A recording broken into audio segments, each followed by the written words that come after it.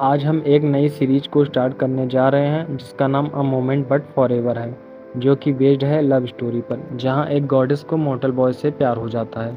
तो एपिसोड की शुरुआत में हमें बताया जाता है कि 1000 साल पहले डीमन रेस को सबसे पावरफुल वॉरियर को सील किया गया था।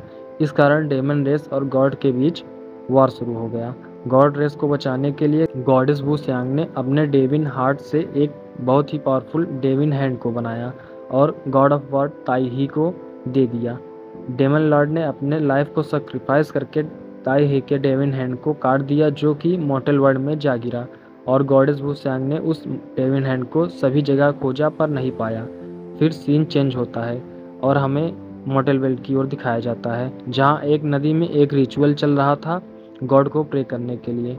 फिर हमें दो लड़के दिखाए जाते हैं नाव पर। एक लड़का बोलता है कि तांग हुआ, गॉड्स को दिखे हजारों साल हो चुके हैं, तो हमें क्या ज़रूरत है उनको इस तरह से प्रे करने की जब वह कभी रिप्लाई ही नहीं देंगे।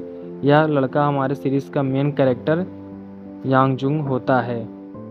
तब तांग हुआ कहता है कि तुम एक हाई प्रीस्ट हो, ऐसा कैसे कह सकते हो। तब यांगजुंग कहता है कि सब कहते हैं मैं डेविन हैंड के साथ बॉर्न हुआ हूँ, पर जब गॉड ने मुझे ये हाथ दिया तो उन्होंने मुझे इसका इस्तेमाल करना सिखाया ही नहीं, और इतने साल बीत चुके हैं पर कुछ नहीं हुआ। तब तांग हुआ कहता है यह हमारे क्लैन का सीक्रेट है, तुम ऐसा कैसे सबके सामने बोल सकते हो।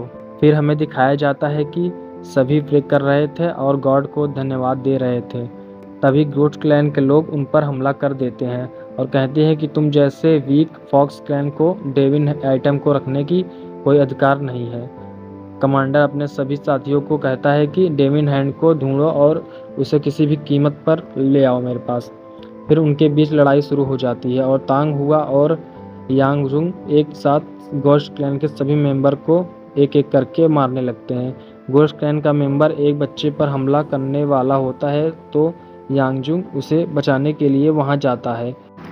उसी समय गोस्ट क्लेयर का कमांडर यांगजुंग को देख रहा होता है और उस पर एक जोरदार प्रहार करता है अपनी तलवार से, जो कि यांगजुंग को घायल कर देती है, पर वह उस बच्चे को बचा लेता है। लेकिन गोस्ट क्लैन का कमांडर उस पर लगातार हमला करता रहता है, जिससे यांगजुंग बुरी तरह घायल हो चुका होता है और बेहोशी के हालत में चला जाता है और अपने क्लैन के सभी मेंबर को एक एक करके मरता हुआ देखता है। तभी गोस्ट क्लैन का कमांडर यांगजुंग के पास आता है और अपनी तलवार को यांगजुंग के आर पार कर देता है और उसे पानी में फेंक देता है। यहाँ पर हमारे सीरीज़ का पहला पार्ट समाप्त होता है। दूसरा पार्ट देखने के लिए चैनल को सब्सक्राइब जरूर करें।